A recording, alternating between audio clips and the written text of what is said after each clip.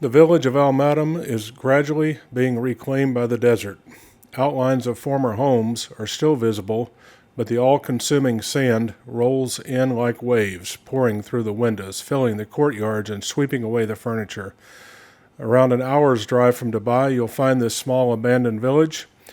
In the absence of definitive information on the cause of the village's abandonment, rumors of supernatural influence have circulated widely. Residents of nearby villages share stories about an evil jinn or genie haunting Al Madam, specifically Duwais, a female spirit with cat's eyes and machetes for hands. In 2018, the Sharjah Art Foundation conducted a public consultation to trace the history of the village. They interviewed people from the local area, including a man who claimed to have been married in Al Madam, which suggests the village was built in the mid-1970s. Some attribute the villagers' departure to ferocious sandstorms that rendered the village uninhabitable. An alternative explanation comes from Yasser El-Shatawi, a professor of architecture at Columbia University. The professor has extensively studied the introduction of shadowy housing in the UAE from the late 1960s, the government's nationwide program to provide modern public housing for its nomadic Bedouin population as part of the wider modernization drive following the discovery of oil reserves. Al Madam is the typical example of shadowy housing, the professor says, based on a compound model with enclosures around open courtyards and standardized rooms.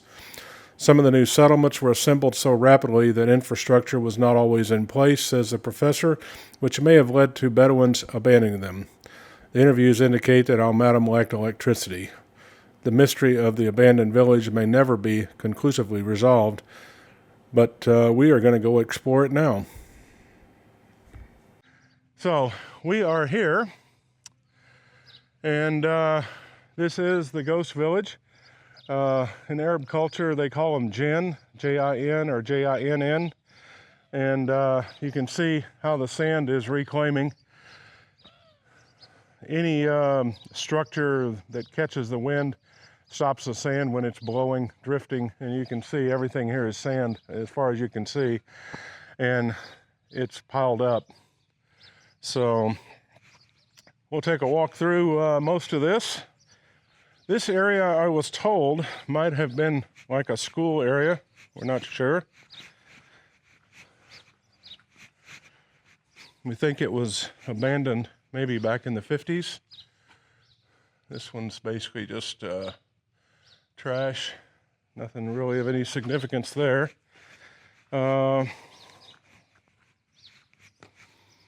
This one, they have a lot of nice colors. I like the cool colors. Kind of reminds me of being in Seychelles or somewhere. Would have made it a little bit nicer because everything in this area is brown, so they're trying to make it a little nicer. But you can see the sand is just piling up. And you'll see in some of the other rooms, there's a lot more sand. It's, I suspect, potentially, eventually, we'll reclaim completely.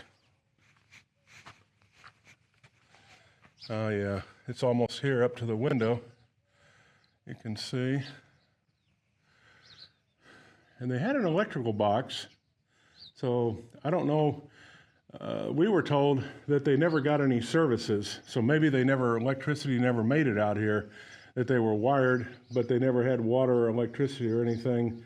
And without any services, eventually the people just gave up on the place.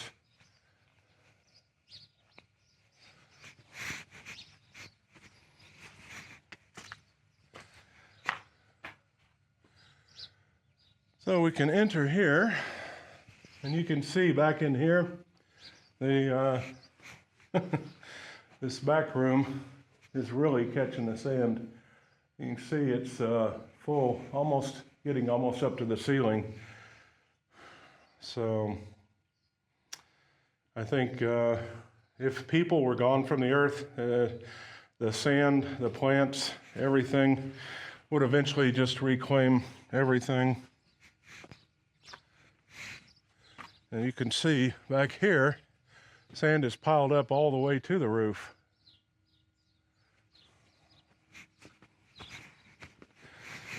The mosque is still here. We'll visit that here in a little bit.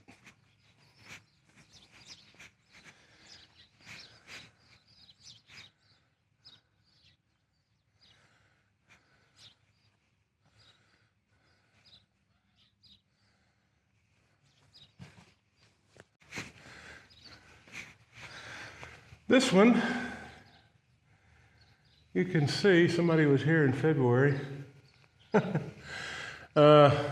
Some painting or murals on the wall, a wallpaper, actually not painting, but some murals left a little bit. People trying to scratch it off, it looks like. But a lot of sand.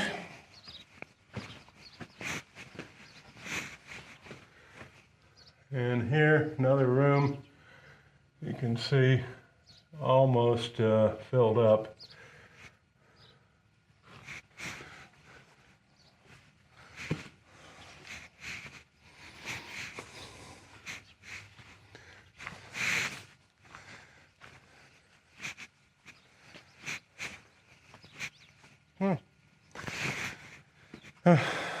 Some tracks.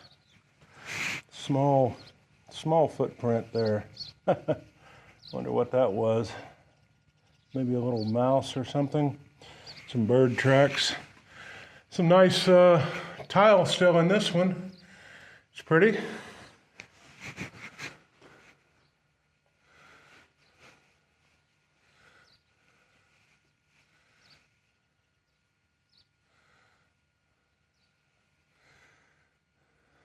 Held up very well. But you can see sand piled up almost to the ceiling again. But it'd be pretty nice if you could somehow take the tile down and the moldings down and use them somewhere. They're still pretty.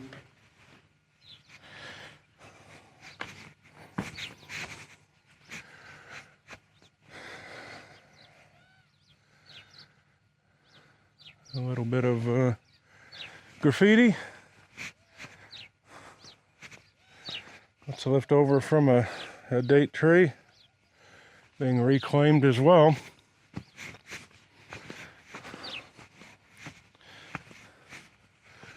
So this courtyard here into these buildings had this little entryway. Now let's see what's up here. You can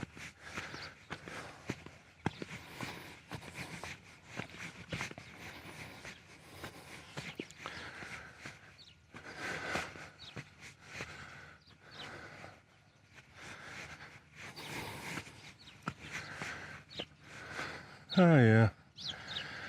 The roof. They make all the roofs flat because it never rains. Unfortunately, 1 or 2 days that it does rain, many of the roofs leak. So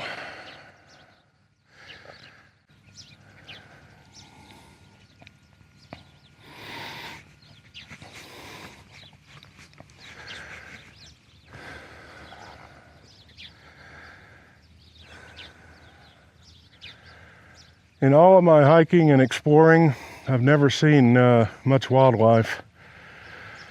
A couple of foxes, some little gazelle-like creatures that run around. Never seen a snake. A few lizards. There's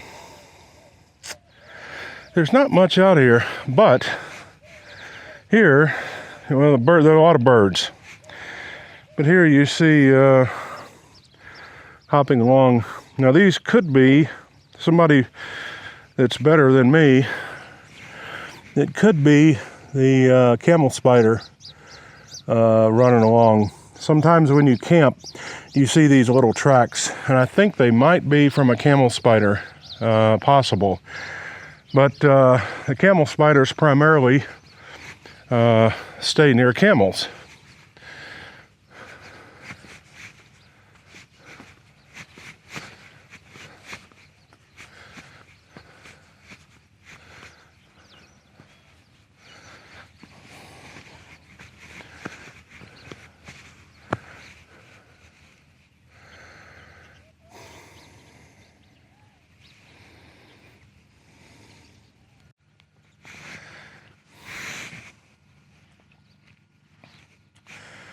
I did not bring my boots that are sandproof, so I am walking in sandals.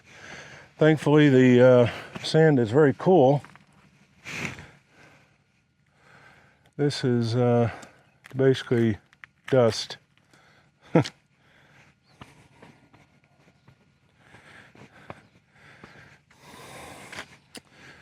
In the winter, Dubai is a wonderful place to be.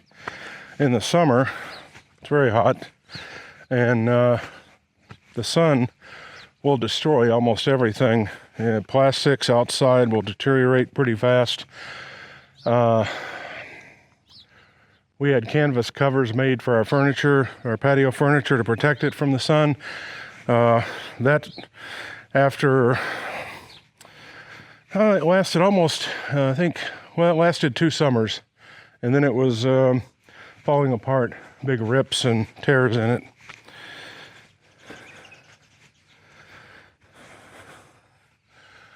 You can see here,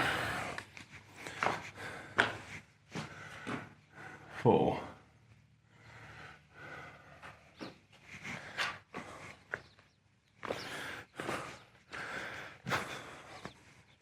I am fascinated by the little pieces of wood that you find here. Seems like the sand has shaped it sometimes, and it's almost like it was in the ocean or on the beach or something. Sand is very good at grinding everything down, I think. We'll see if that little piece can make it back to the US in my suitcase without getting damaged. Another one. Same as the others. You can see not much there.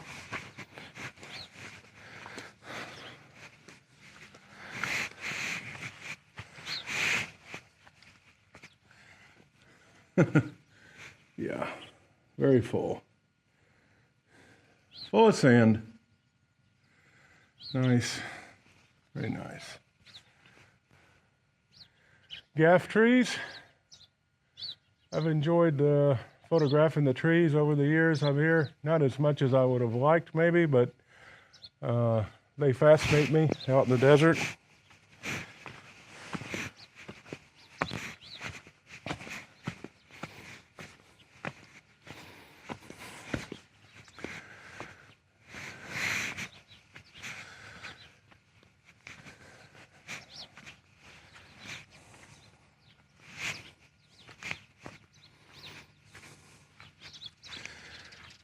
This one we can actually get inside.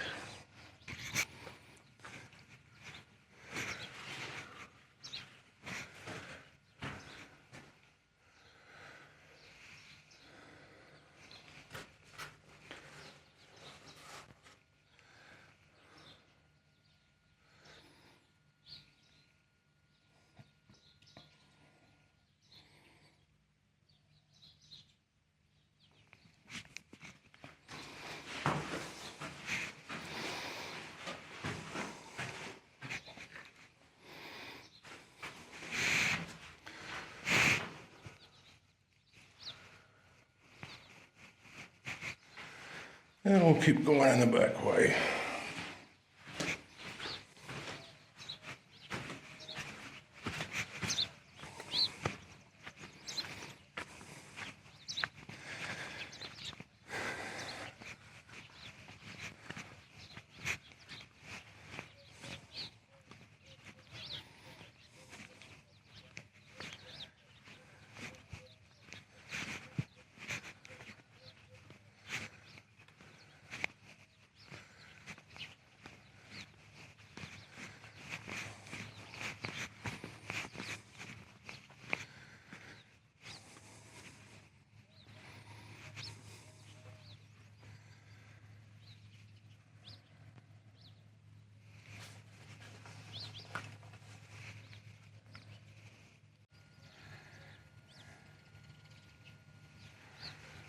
Okay.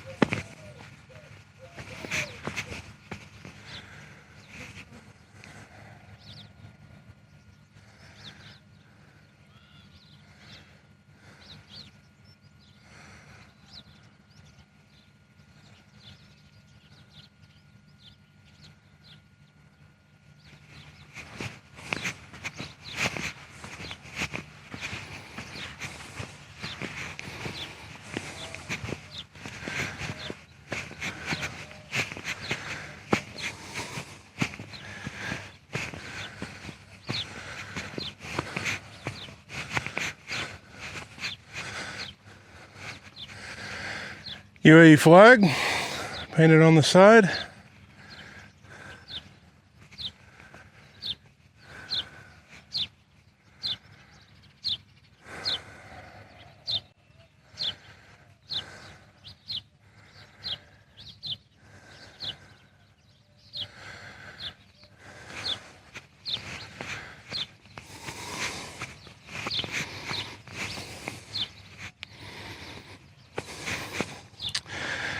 There's some trails.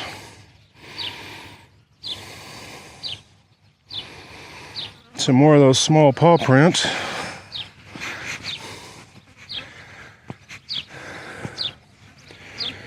You can see went up, especially there you can see the little tiny paws. 3. Must be like a little kangaroo rat or something, perhaps.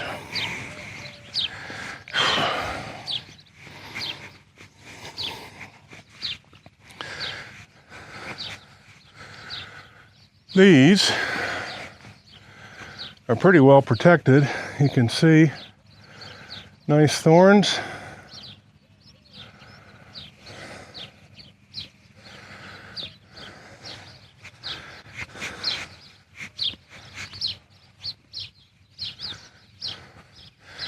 Like I said, today the sand is nice and cool,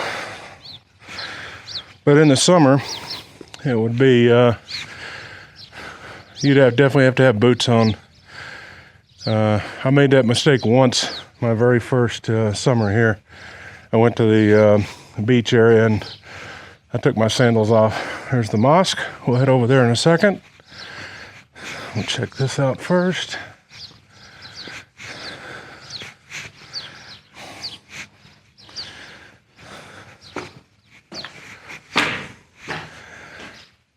This one we can actually get into, not as bad as the others. Somebody's old bed.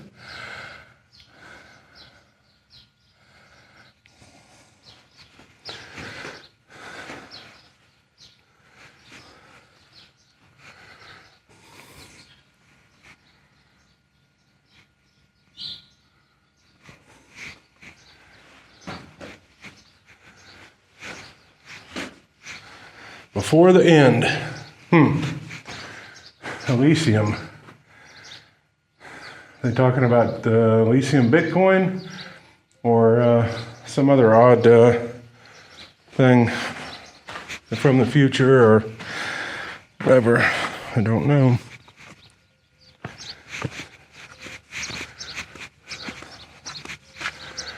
Well, these are all about the same. So far, no ghosts.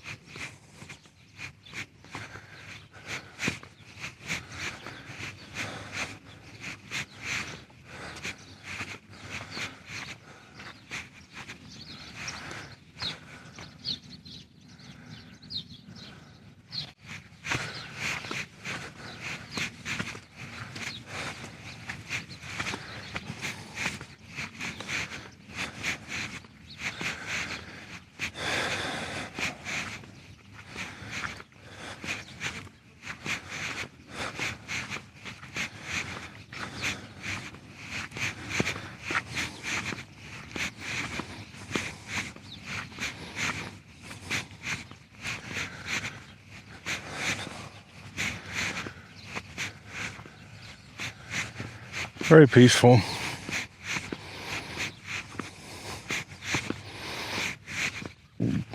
Also, never seen a scorpion here.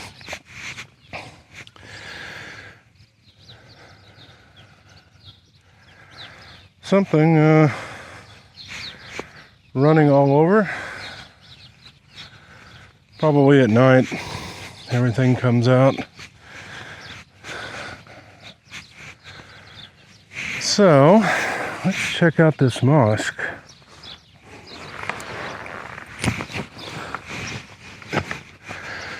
All right.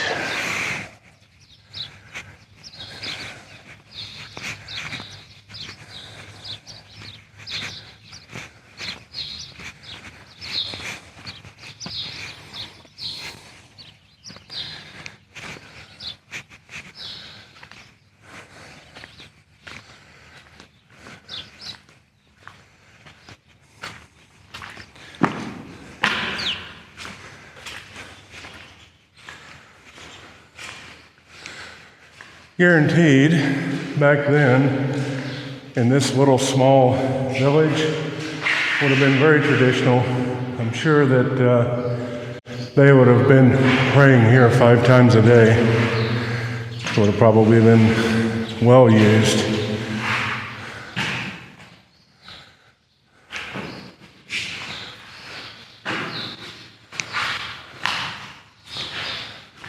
But now, this sits here. Nothing left in it.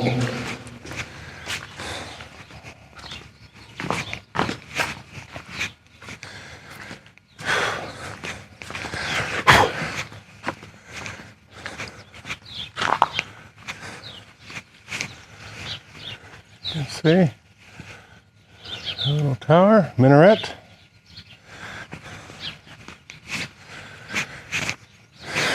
And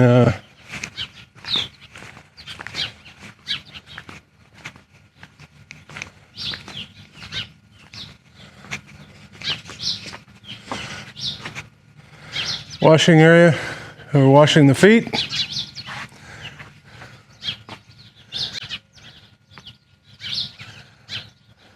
Looks like somebody was painting out here recently. So somebody's trying to fix it up or maintain it a little bit. Not sure why.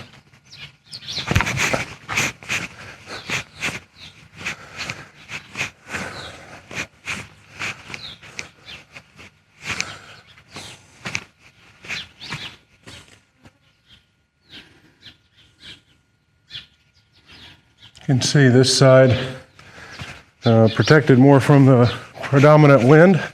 Not as much sand everywhere, reclaiming.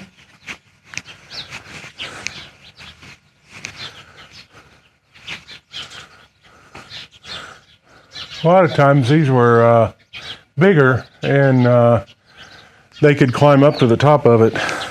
And I would suspect back before electronics and everything, they would climb up and do their call to prayer from up there. Now it just comes out over a speaker. It goes out over a larger area.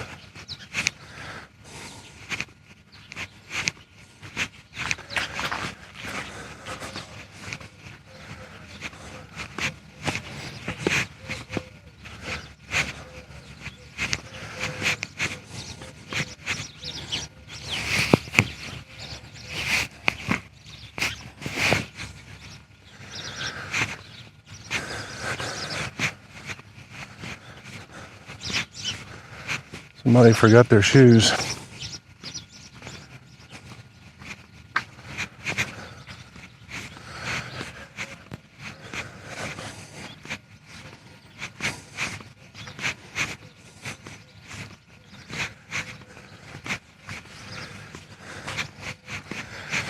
You can hear the doves all the time here, and a lot of doves. You can hear them cooing, singing, however you want to describe it.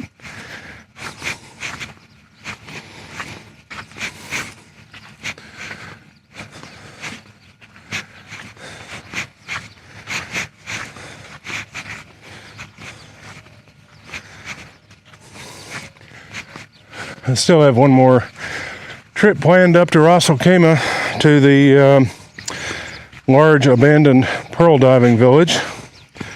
I've been up there a few times filming and taking photographs. I want to go one more time.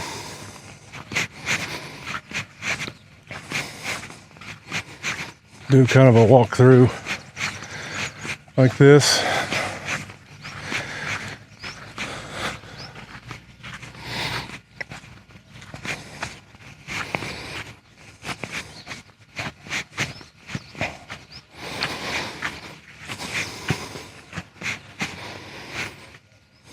Oh, goodness.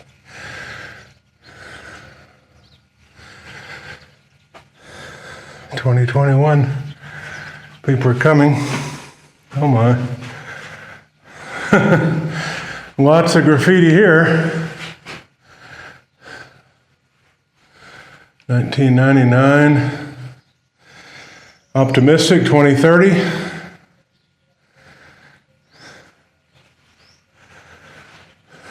A lot of Arabic writing.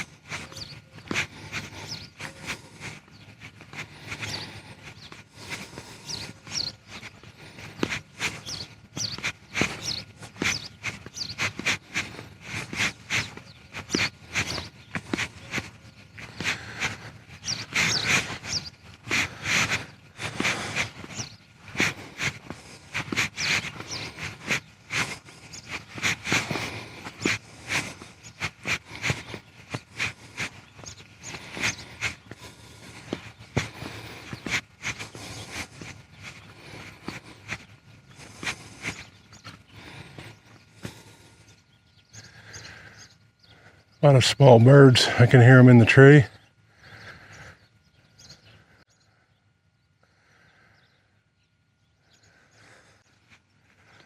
I don't know where they would get their water here. Nothing here. But perhaps somewhere near. There's some water.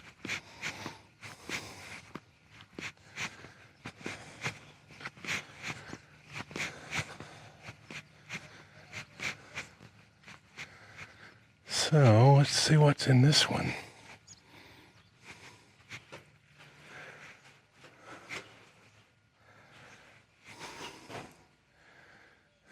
Merry crisis and a happy new fear.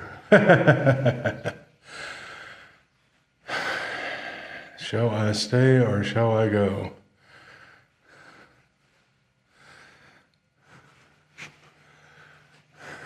Uruguay, that's unusual.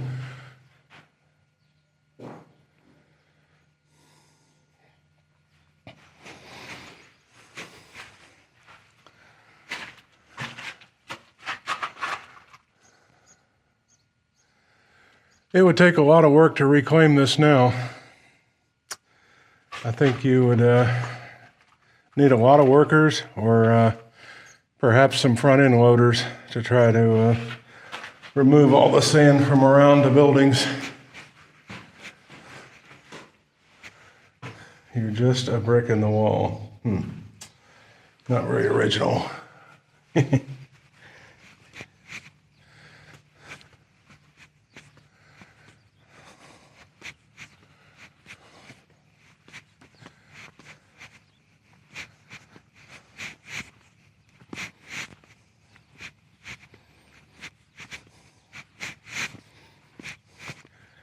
Incidentally, I'm filming this entirely, pretty much, well, actually not pretty much, entirely with the DJI Osmo Pocket 2. I am really, really enjoying this little camera. It does so much, so easy, and so stable. It comes with, or at least the set, the way I purchased it, it came with a remote mic, which I'm using. Has a little tiny windscreen on it, and super helpful. And I find the video quality very good. I'm shooting this at 4K 24. It will shoot 4K 60. Like I said, super stable. And I've been using it a lot. For us, in traveling, I don't intend to do a lot of gimmicky shots and stuff. Mostly what I want to do is just document the places that we go. So this works really well. The Insta360 1X2, another really nice tool to use. And I have an iPhone 11 Pro. And then if I get really crazy, I've got Nikon Z6, Nikon D800, a 700, and an old D90 and a D80 that was converted to infrared, along with a number of lenses. And but I don't use it that much anymore. I used to use it all the time. And I find now that portable and easy to use and already stabilized is the key. You know, it's really what we need to tell what the story that we want to tell, or just to take people to the places that we happen to be. And for traveling, you know, weight is a big concern. And Emirates is 7 kilograms in your baggage that you carry on. If I put my Nikon Z6, my 14 to 28 f2.8, throw in a 2470 f2.8 and an 80 to 200 f2.8, I'm already overweight. So this stuff weighs nothing, and I can use it anywhere. Also, it's unobtrusive and doesn't intimidate everybody as much. So I like that as well, so that you can kind of blend in, and you're more likely to capture things the way they really are. So I'll use each tool as needed, but I think for the most part, these are really doing really well for us. So I love DJI, and I love the Insta360 products, and I will be buying more of them. I will be using them on a regular basis. And this is not sponsored in any way. I don't have enough followers, or nobody cares about me yet. So definitely not sponsored. And just talking about things I like. I'll have some links in the description.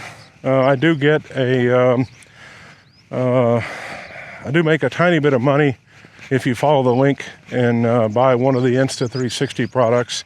I don't have a affiliate link for the DJI, but I will provide a link to it anyway, just so you'd see exactly what I'm using. And I hope you've enjoyed this. I think that's pretty much it. The rest of them are almost exactly the same. There's really nothing else different in all of them. No ghosts found, and that's it. So I hope you enjoyed this little walkthrough and tour of the ghost town.